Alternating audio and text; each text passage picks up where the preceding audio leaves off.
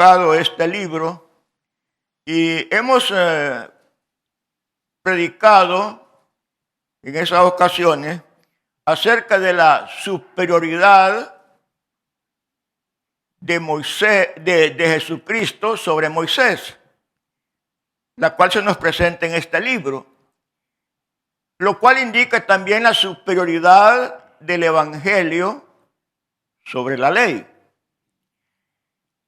Aquí en los textos que hemos leído se habla acerca del sacerdocio de Jesucristo y también nos muestra de aquí en adelante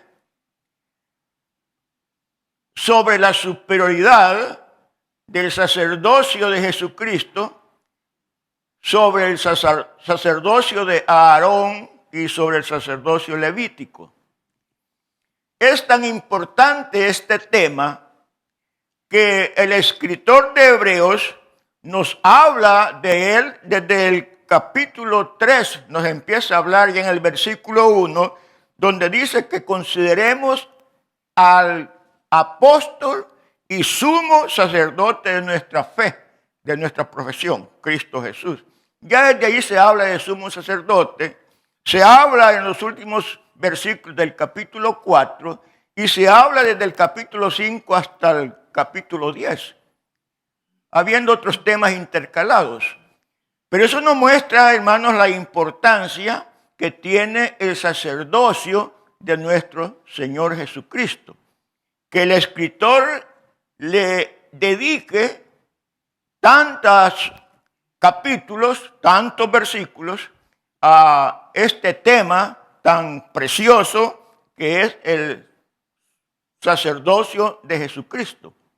Entonces, la lectura que trajimos, hermanos, comienza diciendo, porque tú, todo sumo sacerdote, tomado de entre los hombres. A veces podríamos pensar, o alguien podría pensar, bueno, ¿y por qué escribe eso? Si ya todo el mundo sabe que para que sea sacerdote tiene que ser tomado de entre algún hombre, porque todo sacerdote es hombre. Y pareciera que estuviera de más, que es sobreentendido, que si se toma un sacerdote tiene que ser de entre los hombres, no se puede tomar de otro ser. El sacerdote no puede ser un ángel, ni un arcángel, ni ninguna otra criatura creada. Tiene que ser hombre. Y pareciera ser de que eso está por demás ahí. Pero sí tiene un gran sentido, tiene un gran valor. Cuando en otro texto más abajo, lo veremos en lo que respecta a Jesucristo. Porque la Escritura, hermanos, dice, y el Señor diciéndole a los judíos, les dice, vosotros sois de abajo, yo soy de arriba. Vosotros sois de este mundo, yo no soy de este mundo. Y también siempre en el Evangelio de San Juan, en el capítulo 17, dice, ahora pues, Padre, glorifícame con aquella gloria que tuve a tu lado, antes que el mundo fuese. Entonces aquí se está hablando de Jesús, que Él no es de este mundo. Se está hablando que Él está desde antes del mundo, que el mundo fuese. Pero sin embargo fue sacerdote y fue tomado de entre los hombres también. Entonces ahí tiene sentido. Porque Jesús no es igual a los otros hombres. Él es eterno. Él no era de este mundo. Él estaba con el Padre antes de la creación del mundo. Entonces uno puede preguntar, bueno, Jesús era hombre. ¿Era humano o no era humano? Eso tiene sentido cuando lo veamos en el versículo más abajo, versículo 7. Pero entonces, hermanos, todo sacerdote o todo sumo sacerdote tiene que ser tomado de entre los hombres. Tiene que ser un hombre. Y dice que es constituido a favor de los hombres. Entonces, aquí, hermano, en este versículo y en el versículo siguiente, versículo 2, lo que se está haciendo es dar una definición de lo que es un sacerdote. Está definiendo qué es un sacerdote. Entonces alguien le pregunta, bueno, ¿y qué es un sacerdote? Primero, es un hombre. Ahí está claro, ya se está definiendo. Si alguien le pregunta a usted, ¿qué es un sacerdote? No va a decir, es un ángel.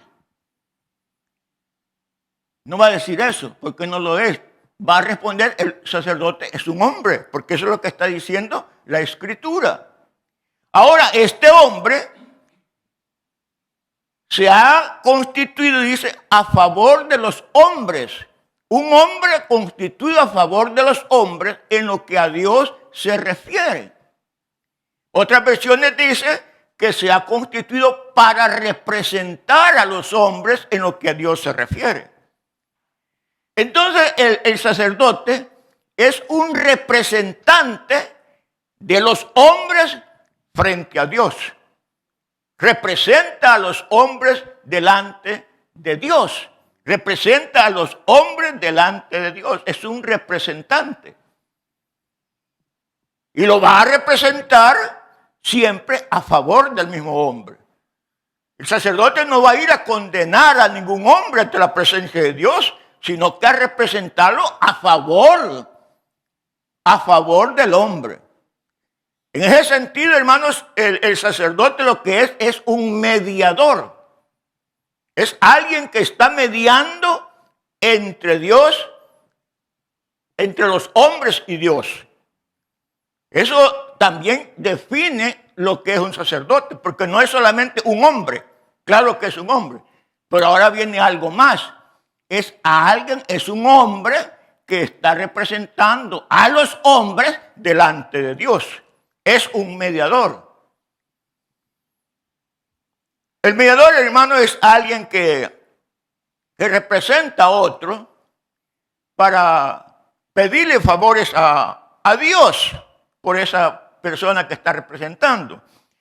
Tal vez ustedes recuerdan en el Evangelio de Lucas, en el capítulo 7, cuando Jesús llega a Capernaum, dice que había un centurión que tenía un siervo a quien amaba mucho, que estaba enfermo y a punto de morir. Era una enfermedad grave. No era un catarro, no era un dolor de muelas. Estaba grave y a punto de morir. Entonces el centurión ya había oído hablar de Jesús. Ya le habían llegado las noticias de quién era Jesús. Cuando el centurión se da cuenta de que Jesús está ahí en Capernaum, le envía a uno de los ancianos de Israel que fueran a buscar a Jesús para que Jesús fuera a la casa del centurión a orar por el enfermo y a sanarlo.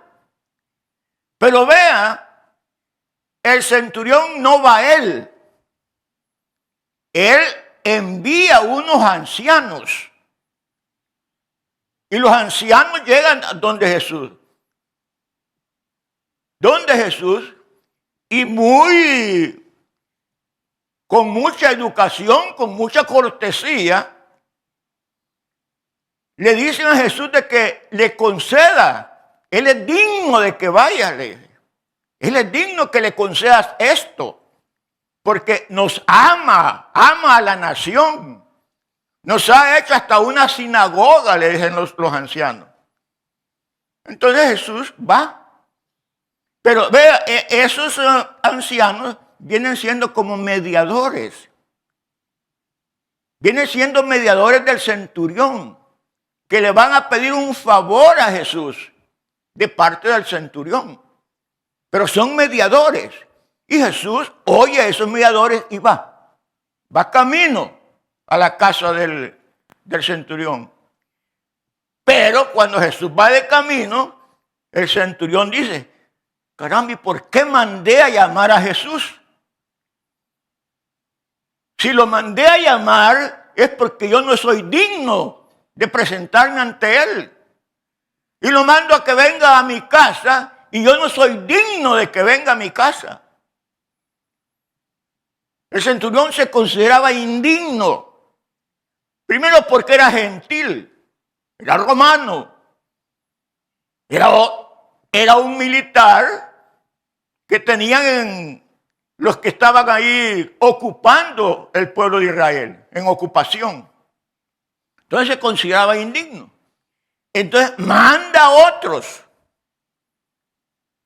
que detengan a Jesús, que ya no vaya a su casa, porque él se considera indigno, se considera miserable. Había oído hablar de la santidad de Jesús, de todas las cosas buenas del Señor. Entonces manda a otros y les dice, van con un mensaje. Y los otros le dicen, mira, el centurión ya no quiere que vayas. Y él nos dice que también él es hombre de autoridad, que tiene soldados bajo sus órdenes, que le dice a un soldado, ven, y el soldado viene. Le dice a otro soldado, ve, y el soldado va. Le digo a mi siervo, haz esto, y lo hace.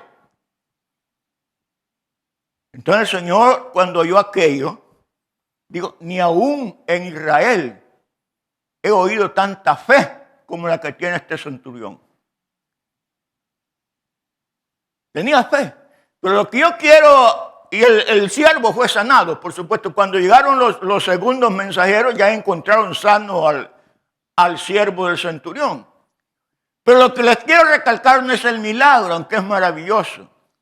Lo que le quiero recalcar es que tanto los ancianos como estos otros hombres que fueron después, fueron mediadores del centurión, que estuvieron siempre a favor. Eso es lo que hace el sumo sacerdote, o eso es lo que hace el sacerdote. Su función básica es ser mediador. Por eso dice la Escritura, constituido a favor de los hombres en lo que a Dios se refiere. Es un mediador, el sacerdote. Está mediando entre el hombre y Dios. Está mediando entre el hombre y Dios.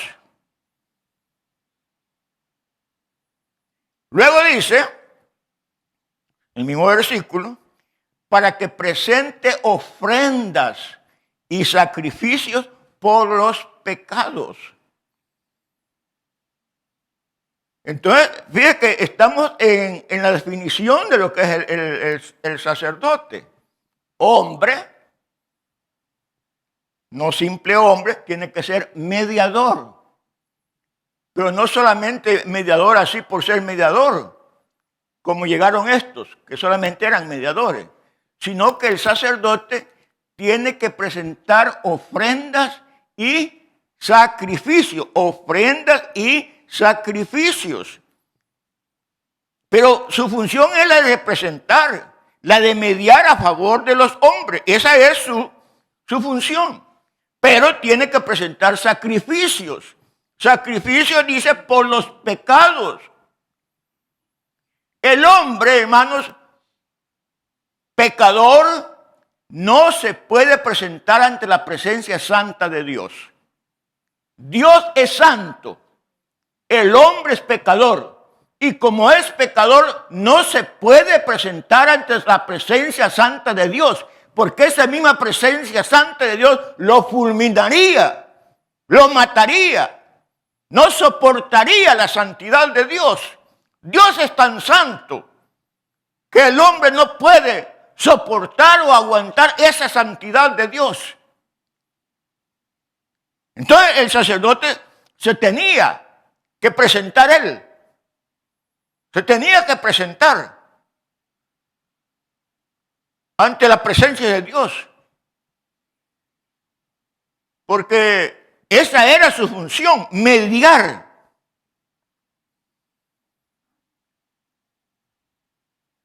Pero ahora bien, si esa era la función del sacerdote, mediar, él también, hermanos, era un hombre y también tenía sus debilidades, lo dice más adelante el versículo. Pero como era un mediador, se tenía que presentar ante Dios a favor del pueblo. Y dice que entre las vestiduras del sacerdote, que Dios las había ordenado, no solamente estaba el efod, el manto, la mitra, el cinturón, sino que estaba el pectoral. El pectoral era algo, viene de pecho. Tenía el pectoral, una cosa preciosa en el pectoral. Y en el pectoral, que era parte de las vestiduras del sacerdote, habían 4 columnas o 4 líneas de piedras preciosas. Cada línea o columna contenía 3 piedras. En total eran 12 piedras preciosas. No se repetía ninguna piedra, eran diferentes las 12. Esmeralda, topacio, amatista, diamante y 12 piedras. 12 piedras preciosas. Y en cada piedra preciosa Dios había ordenado que se grabara el nombre de cada una de las tribus de Israel. En cada piedra iba un nombre de una tribu. De manera que cuando el sacerdote, el sumo sacerdote, se presentaba ante Dios, en el lugar santísimo, no ante una figura, no ante una imagen de Dios, se presentaba en el lugar donde se adoraba a Dios, y ahí estaba Dios aunque no se veía, porque Dios es espíritu. Pero cuando se presentaba ante Dios, bueno, Dios decía, ya viene mi sacerdote, porque Dios así lo ordenó, ya lo veremos. Ya viene mi sacerdote, decía Dios. Y al solo verlo, Dios lo que miraba era el pectoral, porque eso es lo que presentaba el sacerdote, el pectoral.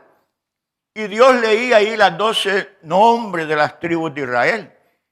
Y ya Dios sabía, mi sacerdote viene a representar a las 12 tribus de mi pueblo, decía Dios. Eso lo suponemos. Pero si Dios miraba los 12 nombres y si el sacerdote iba a su presencia, era para representar a esas 12 tribus cuyos nombres tenían el pectoral. Entonces, en esa forma se presentaba Dios. Pero, antes de presentarse, también, dice la Escritura, tenía que ofrecer sacrificios por sí mismo. Porque como era hombre, el sacerdote no podía presentarse con sus pecados delante de Dios. Primero ofrecía sacrificios por sí mismo y por su familia. Cuando ya ofrecía sacrificios por los pecados suyos, entonces ya se podía presentar ante la presencia de Dios, representando al pueblo, representando al pueblo. Esa era la función sacerdotal. Pero, más adelante dice, en el verso 2, para que se muestre paciente con los ignorantes y los extraviados. Esa era, hermanos, la otra de las funciones del sacerdote. Esa era otra de las funciones. Él era hombre y como hombre conocía las debilidades del ser humano. Aunque era sumo sacerdote, tenía todas las mismas debilidades de cualquier hombre. Los mismos deseos, las mismas debilidades, las mismas tentaciones, todo, porque era hombre. Entonces, en el día que tenía que presentar los sacrificios, que se le llamaba el día de la expiación, ahí, hermanos, el sumo sacerdote hacía los sacrificios por los pecados. ¿Y cuáles sacrificios hacía? Lo que Dios había ordenado.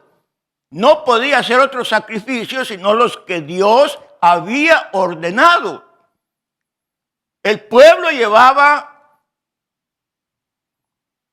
becerros, llevaba corderos. Estos eran los sacrificios, lo que llevaban para los sacrificios. El sacerdote los sacrificaba. Y hacía una serie de ceremonias con aquellos animalitos cuando ya eran sacrificados.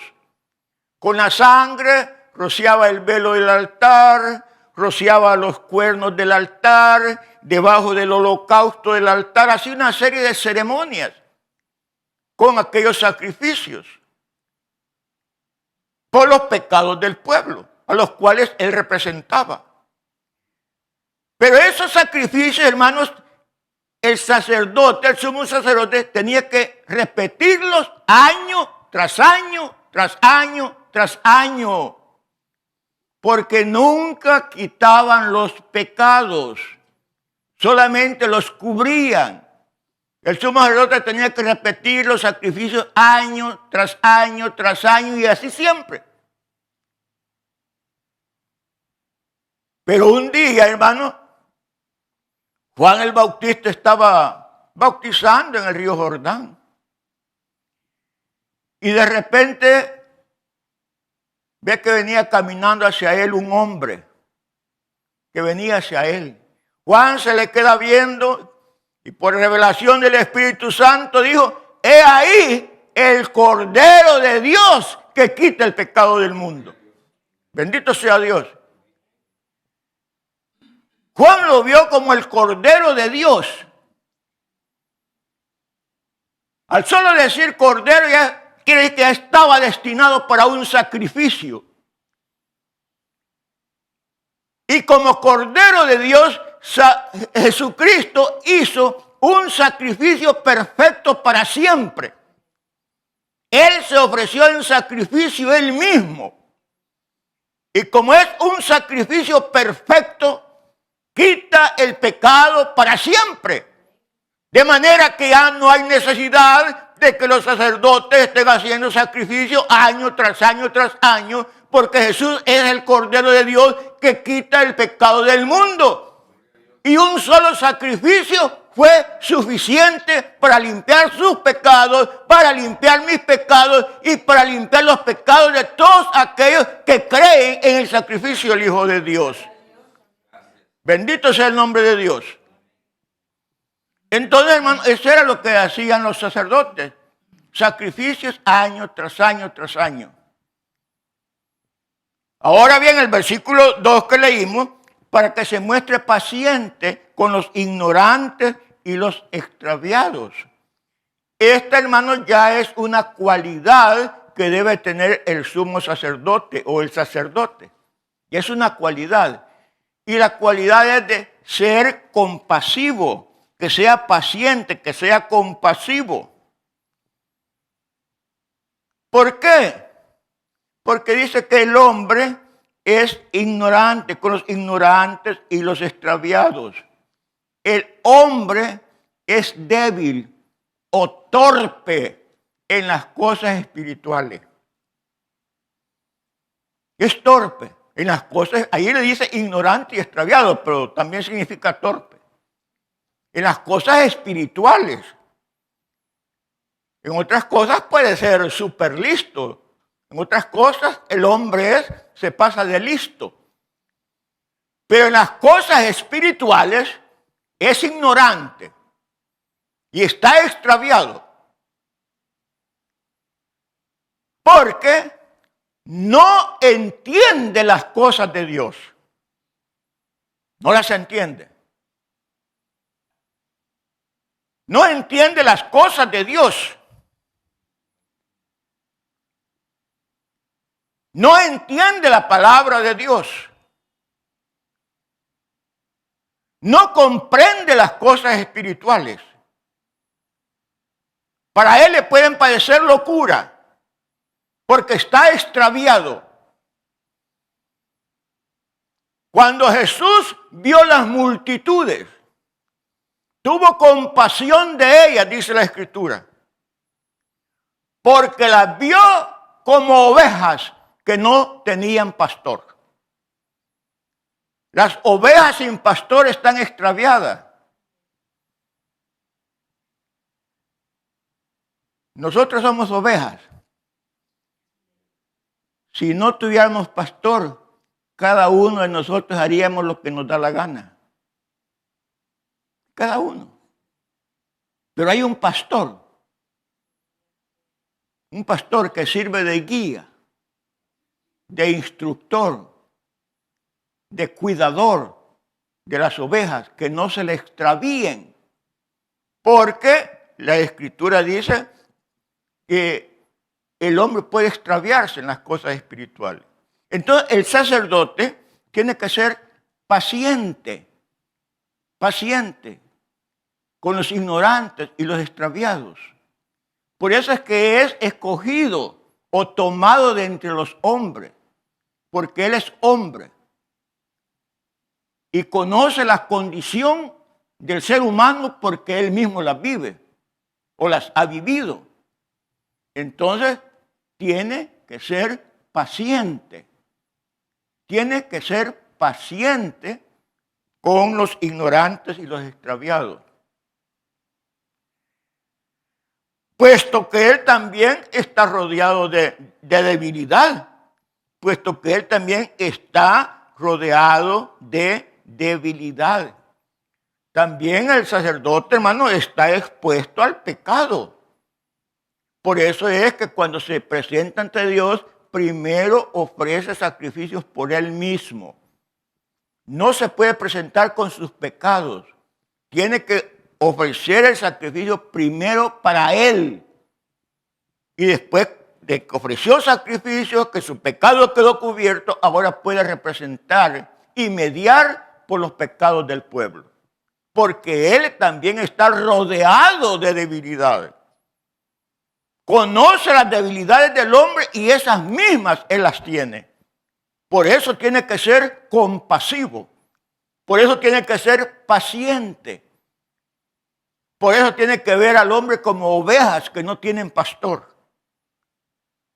Bendito sea el nombre de Dios. Esa es una de las cualidades del sumo sacerdote. Si no es paciente, hermano, si es, como dice, echarrabias o echachispas, no puede ser sacerdote. Tiene que ser paciente con sus ovejas, aunque no consentidor también, ¿verdad?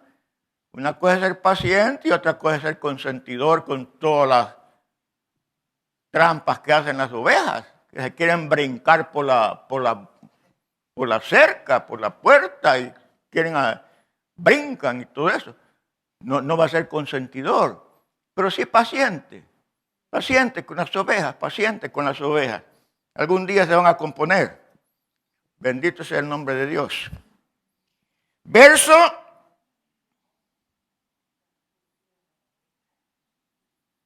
3 dice, y por eso mismo, por causa de esa debilidad, ya lo dijimos, debe ofrecer por los pecados, tanto por sí mismo como también por el pueblo. Eso es lo que hemos dicho. Tiene que ofrecer por sus pecados. Ahora, verso 4. Y nadie toma para sí esta honra, sino el que es llamado por Dios como lo fue Aarón. Nadie toma para sí esta honra. Esta es la otra cualidad del sacerdote. ¿Cuál es esa cualidad? Que Dios lo llame. Tiene que ser llamado por Dios. Es tomado o escogido de entre los hombres, pero tiene que ser llamado por Dios. Nadie puede decir, yo quiero ser sacerdote. Nadie puede decir de sí mismo, a mí me gustaría ser sumo sacerdote, aquí estoy yo. Pónganme las vestiduras, pónganme el efod, la mitra, el cinto y el pectoral, aquí estoy. No, tiene que ser llamado por Dios, como dice, lo fue a Aarón.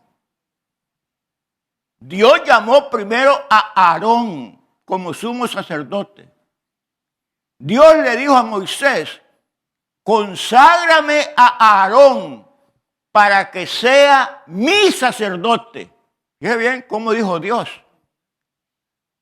No para que sea tu sacerdote, para que sea mi sacerdote. Dios lo considera que a Aarón y a su descendencia como su sacerdote. Pero fue Dios el que dio la orden, conságralo. A Dios nadie le dijo, bueno, ¿y por qué vas a consagrar a Aarón? ¿Por qué no a otro? A Dios nadie le puede dar órdenes. Él es soberano. Y Él escoge y llama al que Él quiere. Él quiso llamar a Aarón y Aarón fue su sacerdote. Conságrame a Aarón para que sea mi sacerdote. En Éxodo 2:8. Para que sea mi sacerdote, dice. Entonces, Dios es el que llama.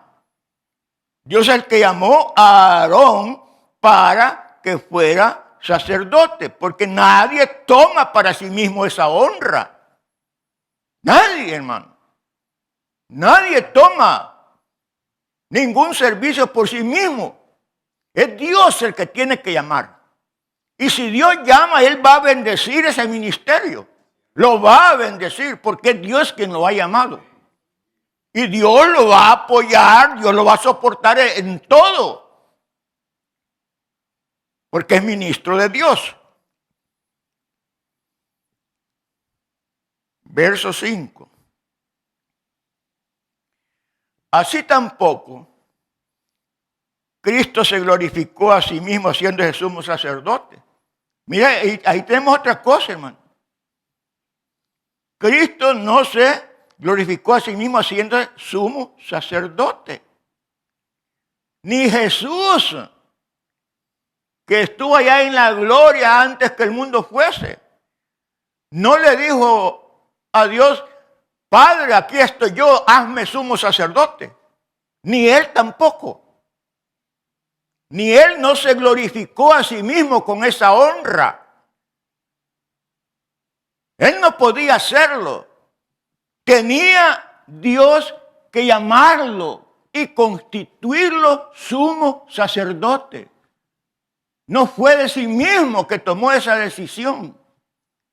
Tuvo que ser el Padre el que lo llamó, el que le dijo, tú serás mi sacerdote también. Pero ahí dice la Escritura, tampoco Cristo se glorificó a sí mismo, haciéndose sumo sacerdote. Él no podía hacerlo por sí mismo, por su mera voluntad. Mucho menos lo va a hacer un hombre. Si ni Jesús lo hizo, mucho menos lo va a hacer un hombre que va a ser sacerdote por su propia voluntad. Sino que tiene que ser constituido, elegido, apartado o llamado por Dios. Todo eso es lo mismo. Entonces, como no se glorificó a sí mismo, aquí el escritor cita el Salmo 2, sino el que le dijo, tú eres mi hijo. Él fue el que lo llamó, aquel que le dijo, tú eres mi hijo. Ahí en el Salmo mesiánico 2, es uno de los salmos mesiánicos en donde se describe la inauguración del Hijo de Dios como rey mediador. Como rey mediador, por eso dice, yo te he engendrado hoy. Allí se inaugura a Jesucristo como rey mediador. Mediador. Entonces, lo que está diciendo allí, luego dice el versículo 6, como también dice en otro lugar, este ya es el Salmo 110, tú eres sacerdote para siempre, según el orden de Melquisedec. Ahí es donde el Señor está ordenando o llamando a su hijo y le está diciendo, tú eres sacerdote para siempre, según el orden de Melquisedec. Pero ve, aquí hay mucho. Primero, aquí se habla de órdenes, porque en el sacerdocio pues estaba la orden de Aarón, o orden aarónica, y estaba la orden levítica. De la orden de Aarón para sumos sacerdotes podía solamente ser él y su descendencia.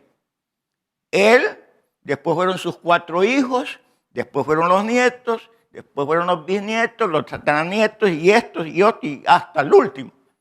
Pero la descendencia de Aarón no podía ser otra descendencia. Eso es lo que el Señor dice. Eso es lo que el Señor dice. Aarón y sus hijos tendrán el sacerdocio por derecho perpetuo. Éxodo 29:9. Ellos son los que tenían derecho al sacerdocio. Derecho perpetuo. Aarón y sus hijos. Pero también estaba el sacerdocio levítico. Estos eran los que pertenecían a la tribu de Leví. Según la ley, podían ser sacerdotes solo los de la tribu de Leví. No podían ser sacerdotes los de la tribu de Judá, de la tribu de Rubén, de la tribu de Manasés, nada. Los sacerdotes tendrían que ser de la tribu de Leví. A ellos se les había concedido el honor de ser sacerdotes de Dios. De manera que si no eran la tribu de Leví, no podían ser sacerdotes. No podían ser sacerdotes. Para ser sacerdote de Dios, tribu de Leví. Para ser sumo sacerdote o pontífice, pariente de Aarón, de su descendencia. Y nada más. Pero aquí está otro caso. Aquí se está llamando al Hijo de Dios no perteneciendo a ninguna de estas dos órdenes. Tal vez para que lo entendamos mejor, hoy en día hay quienes se llaman sacerdotes. Bueno, porque así se llaman. Pero ellos tienen diferentes órdenes también. Hay sacerdotes jesuitas, sacerdotes salesianos, sacerdotes agustinos y no sé cuántos más. Son órdenes. Son órdenes. Pero las órdenes de Dios solamente eran el arónico y el levítico. No habían esas otras. Y ahora está la orden según de Melquisedec. Esta es otra orden. Porque esta orden tiene sus características. Y dice, tú eres sacerdote para siempre. Ese sacerdote que se le da a Cristo no se termina. Los sumos sacerdotes, según el orden de Aarón, cuando moría se terminaba ese sumo sacerdote y se le daba a otro. Cuando este otro se moría, se le daba a otro, siempre de la descendencia de Aarón.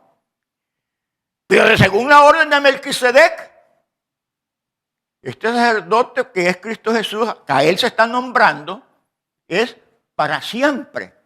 No tiene fin. Él no tiene fin. Y vea que es otra orden diferente. Cuando la orden de Aarón y de Leví no existían, se le está dando esta orden a Jesús. Cuando Melquisedec se encuentra con Abraham, Aarón no había nacido. No había nacido Aarón. No fue siglos después. Leví no había nacido tampoco. Leví venía a ser como ya un bisnieto de Abraham. No había nacido. Entonces no había orden ni de Aarón, ni había orden levítica. Pero ya al Hijo de Dios ya se le está dando que va a ser sacerdote según la orden de Melquisedec. Una orden que no existía. Y por supuesto, Jesús no podía pertenecer a la orden levítica porque no era la tribu de Leví. ¿De qué tribu era Jesús? De la tribu de Judá. Según la ley, él no podía ser sacerdote porque no era de la tribu de Leví. Por eso Dios le está diciendo, tú eres sacerdote para siempre según el orden de Melquisedec. Según el orden de Melquisedec. Ese es el sacerdocio de nuestro Señor Jesucristo. Y como pienso seguir con este tema, en otras predicaciones vamos a hablar quién era este Melquisedec. Solo ahí dejémoslo. Pero en otros textos, capítulos más adelante, se habla más de eso y vamos a seguir sobre el tema 1 o 2 veces más. Verso 7. Y Cristo, en los días de su carne, aquí viene la relación que tiene con el llamado de los sacerdotes de entre los hombres. Decíamos de que Jesucristo vino de arriba, como él dice, no de abajo.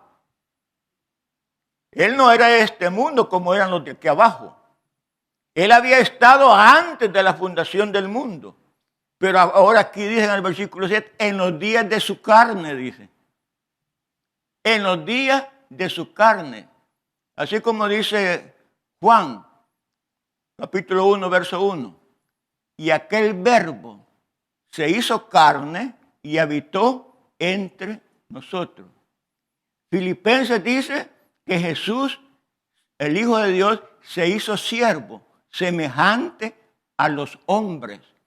Él se hizo, hermano, de carne, hueso, sangre y piel igual a la nuestra. Jesús fue exactamente como un hombre, con esta carne, con las mismas debilidades de esta carne. Él tuvo exactamente las mismas debilidades que tiene el ser humano. Nosotros tenemos debilidades, tenemos a veces sufrimientos, dolores, dificultades, desprecios, experimentamos la soledad, la tentación. Todo eso lo experimentó Jesús, porque fue hecho carne. En los días de su carne, Él sintió dolor, Él sintió sufrimientos, Él vio desprecios de su mismo pueblo, de su misma gente. Sintió también la soledad. Cuando dijo, Dios mío, ¿por qué me has desamparado? Se sintió solo. Eso fue en los días de su carne.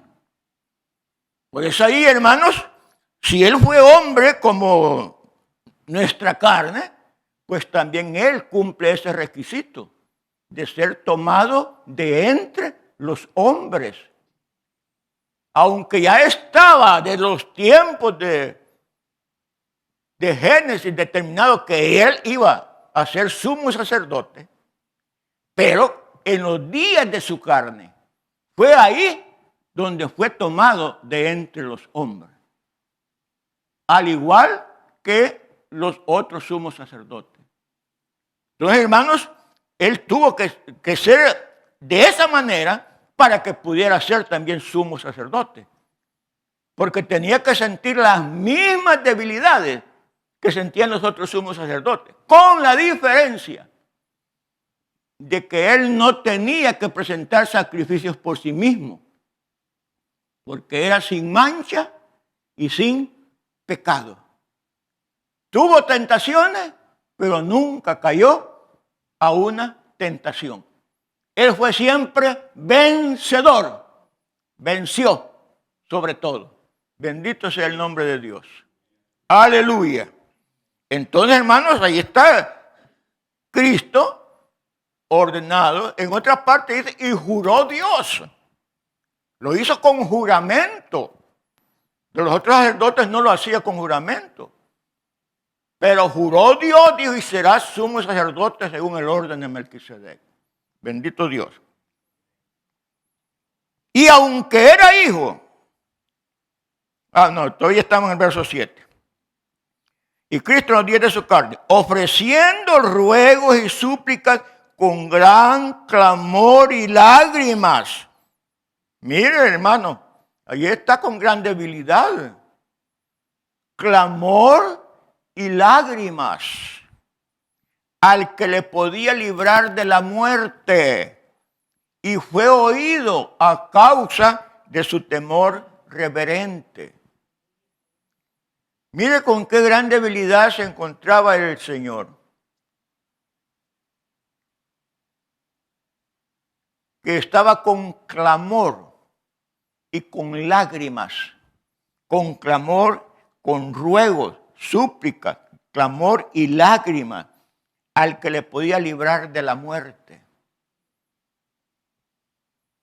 Entonces también él, hermano, al igual que nosotros, muchas veces, hermanos, cuando estamos en una situación apretada,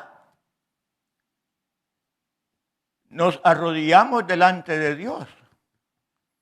Y tenemos que ser así como Jesucristo.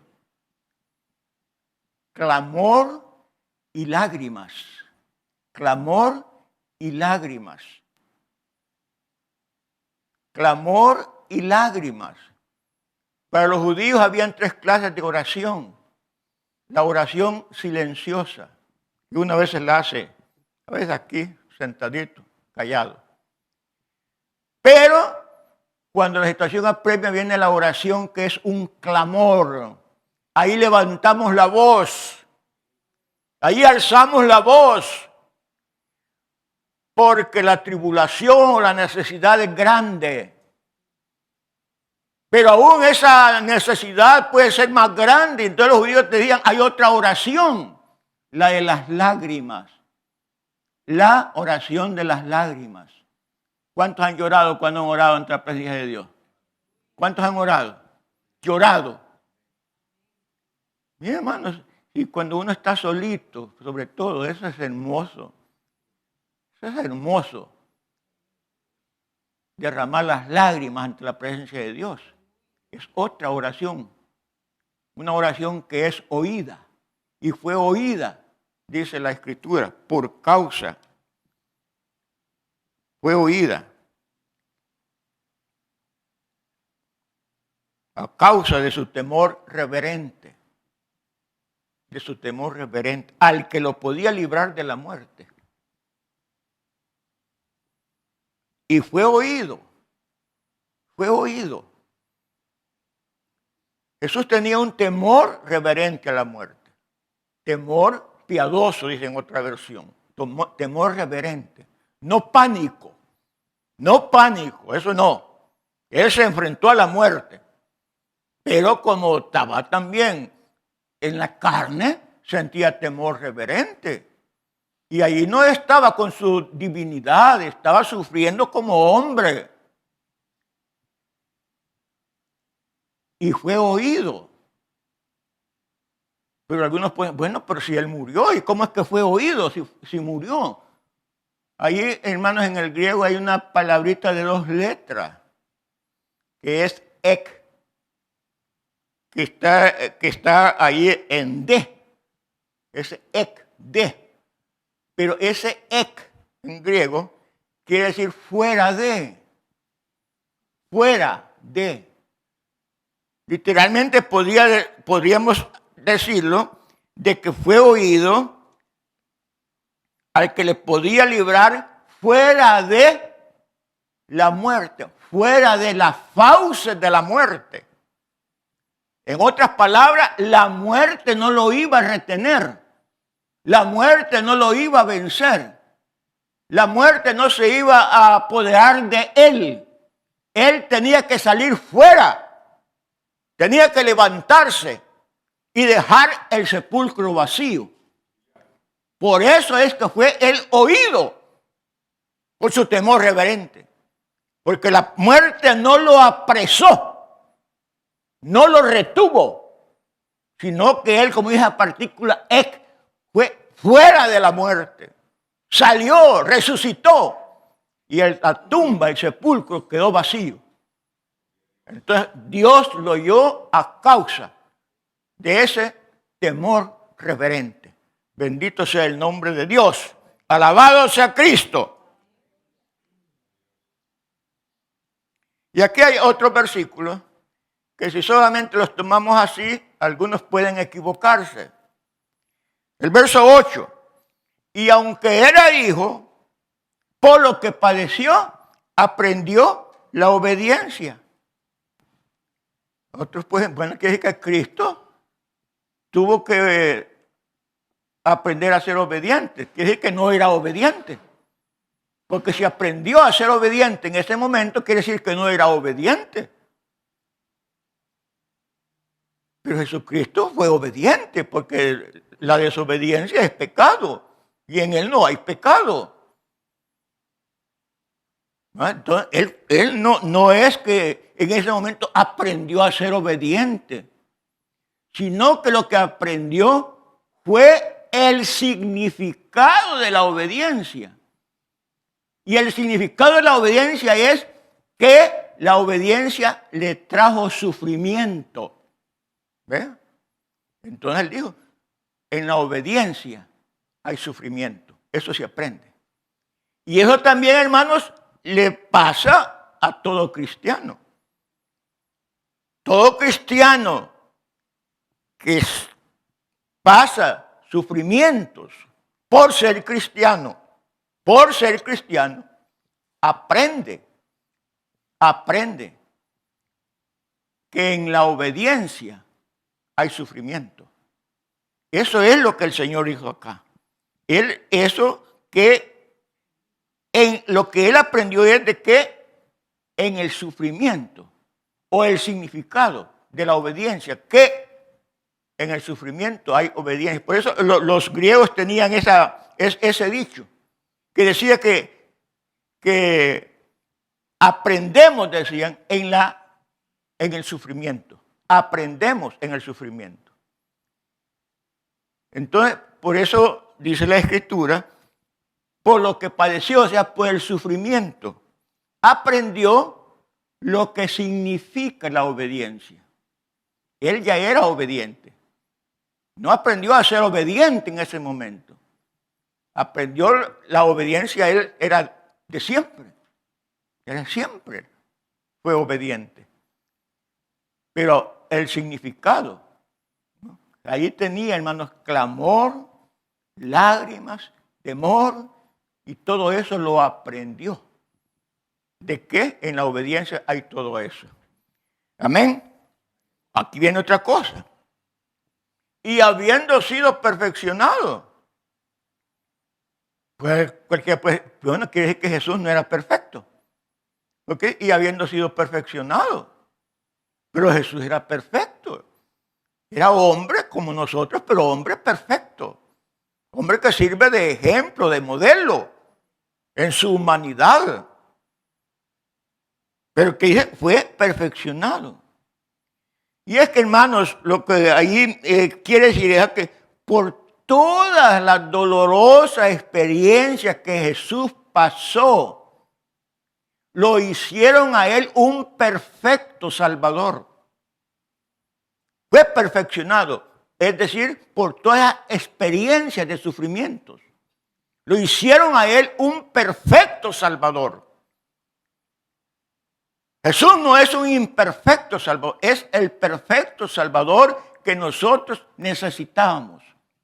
Él fue el perfecto Salvador. Por todos los sufrimientos que él tuvo. Por obedecer, por la obediencia. Por todo eso, hermanos, él fue perfeccionado para que fuera nuestro perfecto Salvador. Bendito sea el nombre de Dios. Y habiendo sido perfeccionado, vino a ser autor de eterna salvación a todos los que le obedecen. Autor de eterna salvación a todos los que le obedecen. Y fue declarado por Dios sumo sacerdote según el orden de Melquisedec. Fue declarado por Dios. O sea, fue llamado, ya esto está en el verso 6, fue llamado por Dios sumo sacerdote para siempre, según el orden de Melquisedec. De Melquisedec. Bendito sea el nombre de Dios. Entonces, hermanos, ahí dejamos esta porción, pero que se nos quede en la mente de que primero, la definición de lo que es un sacerdote. Primero, tomado de entre los hombres, o llamado, o elegido, que es lo mismo, de entre los hombres. Primero. Segundo, ser llamado por Dios. Ser llamado por Dios. Nadie toma para sí ese honor, ni Jesucristo tuvo que ser llamado por Dios. Tuvo que ser llamado por Dios. Esa es la otra cualidad, la otra definición. Y las cualidades de estos que son hombres, que son llamados por Dios, es que sean mediadores. Para eso han sido llamados, para ser mediador entre los hombres y Dios. Y la otra cualidad es que sean compasivos, porque ellos también están rodeados de debilidad. Y aún nuestro Señor fue compasivo sobre todo. Él tuvo compasión de la gente. Él tuvo compasión del enfermo. Él tuvo compasión de los paralíticos. Él tuvo compasión de la mujer enferma. Él tuvo compasión de aquellos que llegaban a Él buscándole un auxilio, una ayuda. Fue compasivo. Fue compasivo. Y solo Él es el único sacerdote que permanece para siempre. No por la descendencia de Aarón, no. No por ser de la tribu de Leví, no. Sino que Dios lo llamó para siempre según el orden de Melquisedec. Un sacerdocio que solo Él posee y nadie más. Y nadie más. Solamente Él. Bendito sea el nombre de Dios. Dios les bendiga, hermano.